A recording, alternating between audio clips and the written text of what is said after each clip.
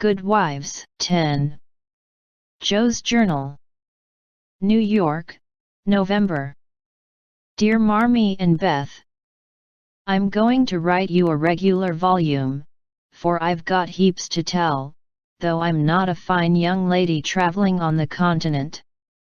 When I lost sight of father's dear old face, I felt a trifle blue, and might have shed a briny drop or two, if an Irish lady with 4 small children, all crying more or less, hadn't diverted my mind, for I amused myself by dropping gingerbread nuts over the seat every time they opened their mouths to roar.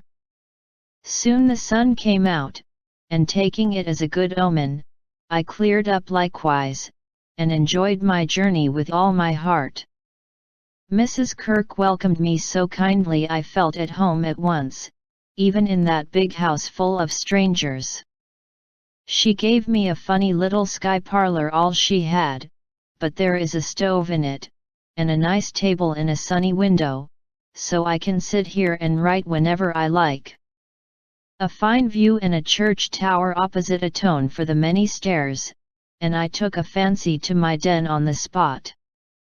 The nursery, where I am to teach and sew, is a pleasant room next Mrs. Kirk's private parlor, and the 2 little girls are pretty children, rather spoilt, I fancy, but they took to me after telling them the 7 bad pigs, and I've no doubt I shall make a model governess. I am to have my meals with the children, if I prefer it to the great table, and for the present I do, for I am bashful, though no one will believe it. Now, my dear, make yourself at home, said Mrs. K in her motherly way. I'm on the drive from morning to night, as you may suppose with such a family, but a great anxiety will be off my mind if I know the children are safe with you. My rooms are always open to you, and your own shall be as comfortable as I can make it. There are some pleasant people in the house if you feel sociable, and your evenings are always free. Come to me if anything goes wrong, and be as happy as you can. There's the tea bell, I must run and change my cap, and off she bustled, leaving me to settle myself in my new nest. As I went downstairs, soon after, I saw something I liked. The flights are very long in this tall house, and as I stood waiting at the head of the 3rd one for a little servant girl to lumber up, I saw a gentleman come along behind her, take the heavy hod of coal out of her hand, carry it all the way up, put it down at a door nearby, and walk away, saying, with a kind nod and a foreign accent, "It goes better so. The little back is too young to have such heaviness." Wasn't it good of him? I like such things, for, as father says, trifles show character. When I mentioned it to Mrs. K, that evening, she laughed, and said, "That must have been Professor Bear, he's always doing things of that sort." Mrs. K told me he was from Berlin, very learned and good, but poor as a church mouse, and gives lessons to support himself and 2 little orphan nephews whom he is educating here, according to the wishes of his sister, who married an American. Not a very romantic story, but it interested me, and I was glad to hear that Mrs. K lends him her parlor for some of his scholars. There is a glass door between it and the nursery, and I mean to peep at him, and then I'll tell you how he looks. He's almost 40, so it's no harm, Marmee. After tea and a go-to-bed romp with the little girls, I attacked the big work basket, and had a quiet evening chatting with my new friend. I shall keep a journal letter, and send it once a week, so good night, and more tomorrow. Tuesday Eve.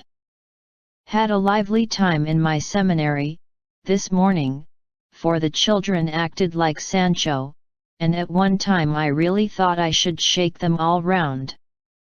Some good angel inspired me to try gymnastics, and I kept it up till they were glad to sit down and keep still. After luncheon, the girl took them out for a walk, and I went to my needlework, like little Mabel, with a willing mind. I was thanking my stars that I'd learned to make nice buttonholes, when the parlor door opened and shut, and someone began to hum. "Kennst du das Land?" Like a big bumblebee. It was dreadfully improper, I know, but I couldn't resist the temptation, and lifting one end of the curtain before the glass door, I peeped in. Professor Bear was there, and while he arranged his books, I took a good look at him.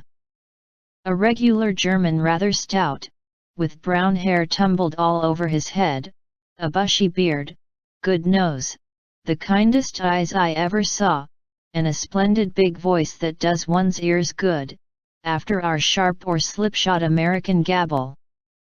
His clothes were rusty, his hands were large, and he hadn't a really handsome feature in his face, except his beautiful teeth, yet I liked him, for he had a fine head, his linen was very nice, and he looked like a gentleman, though 2 buttons were off his coat, and there was a patch on one shoe. He looked sober in spite of his humming, till he went to the window to turn the hyacinth bulbs toward the sun, and stroke the cat, who received him like an old friend. Then he smiled, and when a tap came at the door, called out in a loud, brisk tone, "Herein!" I was just going to run, when I caught sight of a morsel of a child carrying a big book, and stopped to see what was going on. "Me wants my bear," said the mite, slamming down her book, and running to meet him. "Thou shalt have thy bear. Thou shalt have thy bear, come, then, and take a good hug from him, my Tina," said the professor, catching her up, with a laugh, and holding her so high over his head that she had to stoop her little face to kiss him. "Now me must study my lesson," went on the funny little thing, so he put her up at the table, opened the great dictionary she had brought, and gave her a paper and pencil, and she scribbled away, turning a leaf now and then, and passing her little fat finger down the page, as if finding a word, so soberly that I nearly betrayed myself by a laugh, while Mr. Bear stood stroking her pretty hair, with a fatherly look, that made me think she must be his own, though she looked more French than German. Another knock and the appearance of 2 young ladies sent me back to my work, and there I virtuously remained through all the noise and gabbling that went on next door. One of the girls kept laughing affectedly, and saying, "Now, Professor," in a coquettish tone, and the other pronounced her German with an accent that must have made it hard for him to keep sober. Both seemed to try his patience sorely, for more than once I heard him say emphatically, "No, no, it is not so, you have not attend to what I say," and once there was a loud rap, as if he struck the table with his book, followed by the despairing exclamation, "Prut! It all goes bad this day."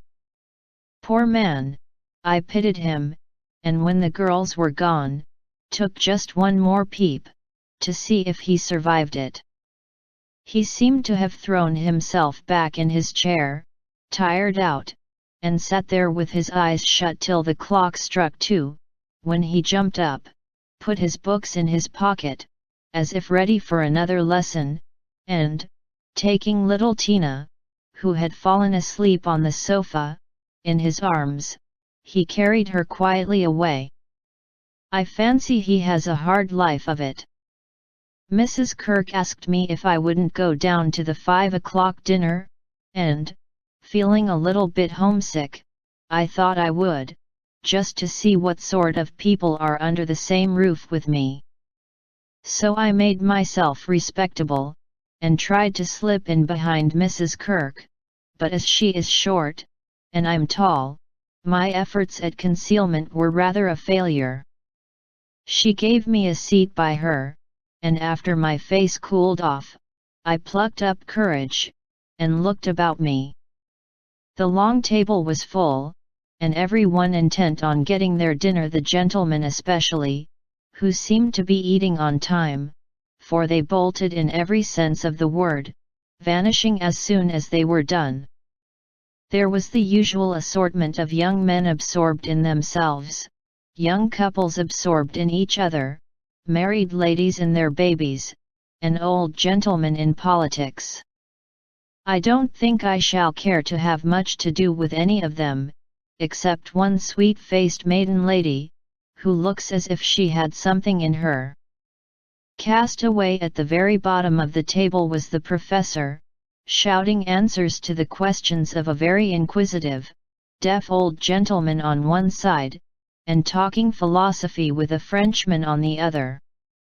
If Amy had been here, she'd have turned her back on him forever, because, sad to relate, he had a great appetite, and shovelled in his dinner in a manner which would have horrified her ladyship. I didn't mind, for I like to see folks eat with a relish, as Hannah says, and the poor man must have needed a deal of food after teaching idiots all day. As I went upstairs after dinner, 2 of the young men were settling their hats before the hall mirror, and I heard one say low to the other, "Who's the new party? Governess, or something of that sort? What the deuce is she at our table for? Friend of the old lady's? Handsome head, but no style. Not a bit of it. Give us a light and come on." I felt angry at first, and then I didn't care, for a governess is as good as a clerk, and I've got sense, if I haven't style, which is more than some people have, judging from the remarks of the elegant beings who clattered away, smoking like bad chimneys. I hate ordinary people. Thursday. Yesterday was a quiet day, spent in teaching, sewing, and writing in my little room, which is very cozy, with a light and fire. I picked up a few bits of news, and was introduced to the professor. It seems that Tina is the child of the French woman who does the fine ironing in the laundry here. The little thing has lost her heart to Mr. Bear, and follows him about the house like a dog whenever he is at home, which delights him, as he is very fond of children, though a bachelor. Kitty and Minnie Kirk likewise regard him with affection, and tell all sorts of stories about the plays he invents, the presents he brings, and the splendid tales he tells. The young men quiz him, it seems, call him Old Fritz, Lager Beer, Ursa Major, and make all manner of jokes on his name. But he enjoys it like a boy, Mrs. K says, and takes it so good-naturedly that they all like him, in spite of his foreign ways. The maiden lady is a Miss Norton, rich, cultivated, and kind. She spoke to me at dinner today, for I went to table again, it's such fun to watch people, and asked me to come and see her at her room. She has fine books and pictures, knows interesting persons, and seems friendly, so I shall make myself agreeable, for I do want to get into good society, only it isn't the same sort that Amy likes. I was in our parlour last evening, when Mr. Bear came in with some newspapers for Mrs. Kirk. She wasn't there, but Minnie, who is a little old woman, introduced me very prettily. "This is Mamma's friend, Miss March." "Yes, and she's jolly and we like her lots," added Kitty, who is an enfant terrible. We both bowed, and then we laughed, for the prim introduction and the blunt addition were rather a comical contrast. "Ah, yes, I hear these naughty ones go to vex you, Mies Marsh. If so again, call at me and I come," he said, with a threatening frown that delighted the little wretches. He waved his hand, sock and all. I promised I would, and he departed, but it seems as if I was doomed to see a good deal of him, for today, as I passed his door on my way out, by accident I knocked against it with my umbrella. It flew open, and there he stood in his dressing gown, with a big blue sock on one hand, and a darning needle in the other. He didn't seem at all ashamed of it, for when I explained and hurried on, he waved his hand, sock and all, saying in his loud, cheerful way, "You have a fine day to make your walk bon voyage, mademoiselle." I laughed all the way downstairs, but it was a little pathetic, also, to think of the poor man having to mend his own clothes. The German gentlemen embroider, I know, but darning hose is another thing, and not so pretty. Saturday. Nothing has happened to write about, except a call on Miss Norton, who has a room full of lovely things, and who was very charming, for she showed me all her treasures, and asked me if I would sometimes go with her to lectures and concerts, as her escort if I enjoyed them. She put it as a favor, but I'm sure Mrs. Kirk has told her about us, and she does it out of kindness to me. I'm as proud as Lucifer, but such favors from such people don't burden me, and I accepted gratefully. When I got back to the nursery there was such an uproar in the parlor that I looked in, and there was Mr. Bear down on his hands and knees, with Tina on his back, Kitty leading him with a jump rope, and Minnie feeding two small boys with seed cakes, as they roared and ramped in cages built of chairs. "We are playing Nargery," explained Kitty. "Dis is mine Effluent," added Tina, holding on by the professor's hair. "Mama always allows us to do what we like Saturday afternoon when Franz and Emil come, doesn't she, Mr. Bear?" said Minnie. The Effluent sat up, looking as much in earnest as any of them, and said soberly to me, "I give you my word it is so. If we make too large a noise you shall say hush, to us, and we go more softly." I promised to do so, but left the door open, and enjoyed the fun as much as they did, for a more glorious frolic I never witnessed. They played tag and soldiers, danced and sung, and when it began to grow dark they all piled onto the sofa about the professor, while he told charming fairy stories of the storks on the chimney tops, and the little kobolds, who ride the snowflakes as they fall. I wish Americans were as simple and natural as Germans, don't you? I'm so fond of writing, I should go spinning on forever if motives of economy didn't stop me, for though I've used thin paper and written fine, I tremble to think of the stamps this long letter will need. Pray forward Amy's as soon as you can spare them. My small news will sound very flat after her splendors, but you will like them, I know. Is Teddy studying so hard that he can't find time to write to his friends? Take good care of him for me, Beth, and tell me all about the babies, and give heaps of love to everyone. From your faithful Jo.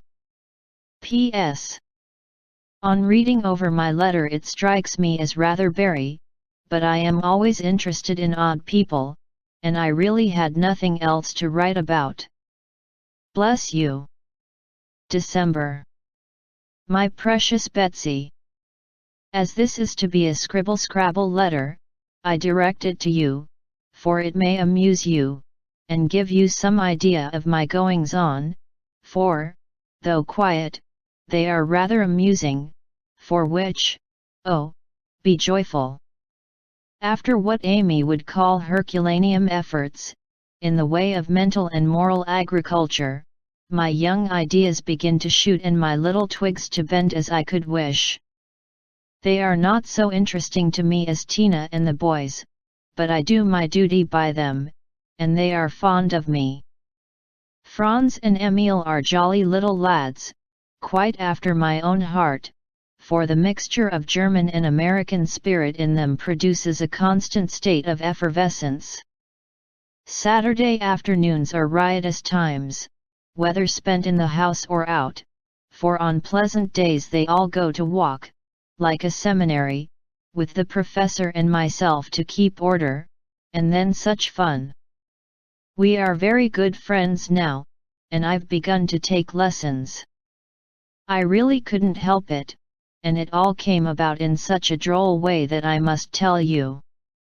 To begin at the beginning, Mrs. Kirk called to me, one day, as I passed Mr. Bear's room, where she was rummaging. "Did you ever see such a den, my dear? Just come and help me put these books to rights, for I've turned everything upside down, trying to discover what he has done with the 6 new handkerchiefs I gave him not long ago." I went in, and while we worked I looked about me, for it was a den, to be sure. Books and papers everywhere, a broken meerschaum, and an old flute over the mantelpiece as if done with.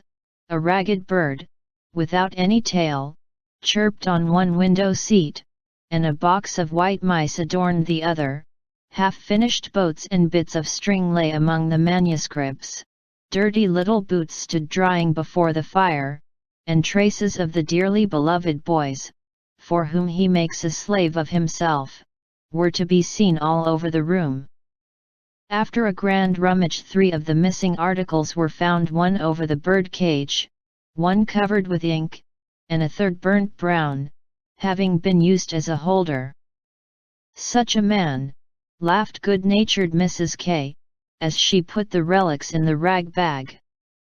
"I suppose the others are torn up to rig ships, bandage cut fingers, or make kite tails. It's dreadful, but I can't scold him, he's so absent-minded and good-natured, he lets those boys ride over him rough-shod. I agreed to do his washing and mending, but he forgets to give out his things and I forget to look them over, so he comes to a sad pass sometimes. Let me mend them," said I don't mind it, and he needn't know. I'd like to, he's so kind to me about bringing my letters and lending books. So I have got his things in order, and knit heels into 2 pairs of the socks, for they were boggled out of shape with his queer darns. Nothing was said, and I hoped he wouldn't find it out, but one day last week he caught me at it.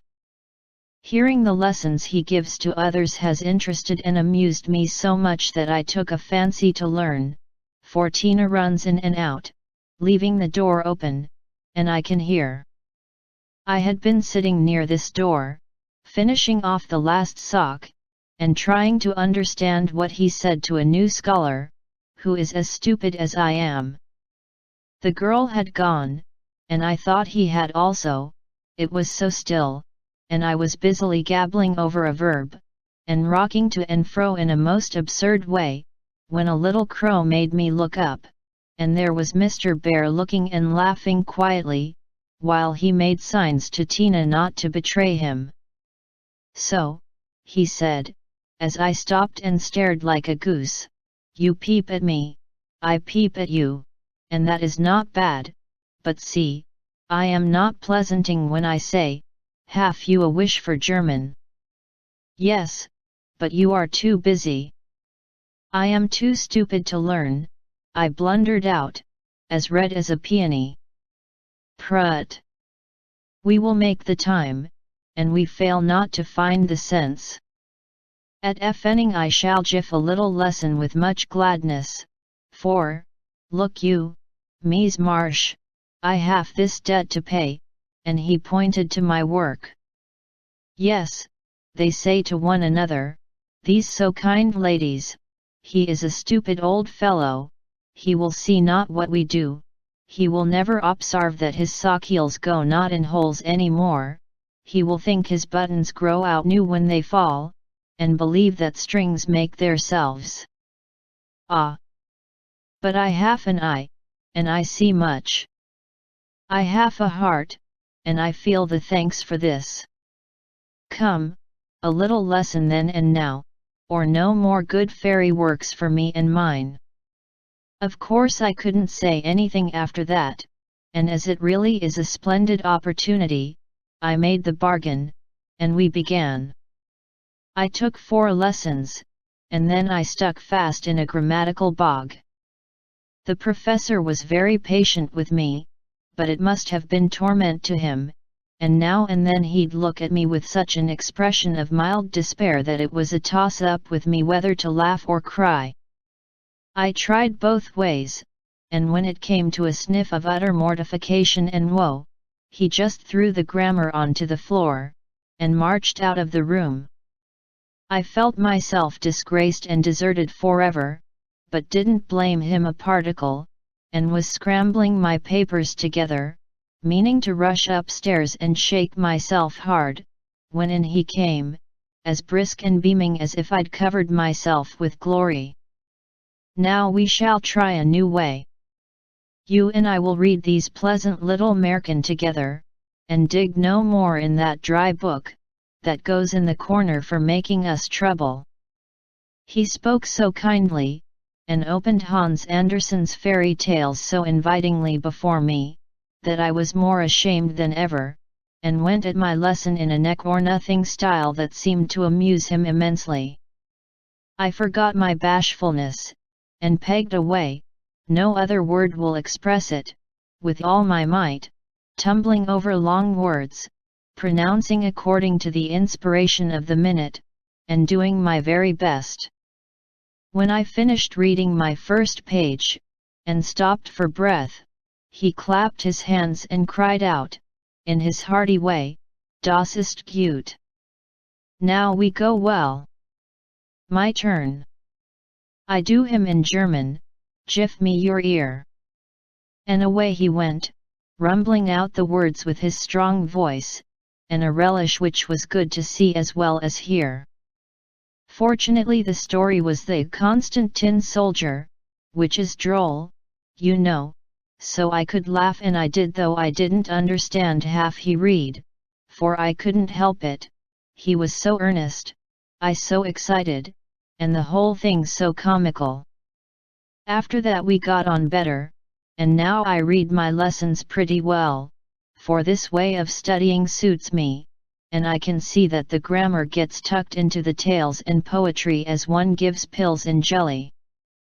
I like it very much, and he doesn't seem tired of it yet, which is very good of him, isn't it? I mean to give him something on Christmas, for I dare not offer money. Tell me something nice, Marmee. I'm glad Laurie seems so happy and busy, that he has given up smoking, and lets his hair grow. You see, Beth manages him better than I did. I'm not jealous, dear, do your best, only don't make a saint of him. I'm afraid I couldn't like him without a spice of human naughtiness. Read him bits of my letters. I haven't time to write much, and that will do just as well. Thank heaven Beth continues so comfortable. January. A happy new year to you all, my dearest family, which of course includes Mr. L and a young man by the name of Teddy. I can't tell you how much I enjoyed your Christmas bundle, for I didn't get it till night, and had given up hoping. Your letter came in the morning, but you said nothing about a parcel, meaning it for a surprise, so I was disappointed, for I'd had a kind of a feeling that you wouldn't forget me. I felt a little low in my mind, as I sat up in my room after tea, and when the big, muddy, battered-looking bundle was brought to me, I just hugged it, and pranced. It was so homey and refreshing, that I sat down on the floor and read and looked and ate and laughed and cried, in my usual absurd way. The things were just what I wanted, and all the better for being made instead of bought. Beth's new ink bib was capital, and Hannah's box of hard gingerbread will be a treasure. I'll be sure and wear the nice flannels you sent, Marmee, and read carefully the books Father has marked. Thank you all, heaps and heaps. Speaking of books reminds me that I'm getting rich in that line for, on New Year's Day, Mr. Bear gave me a fine Shakespeare.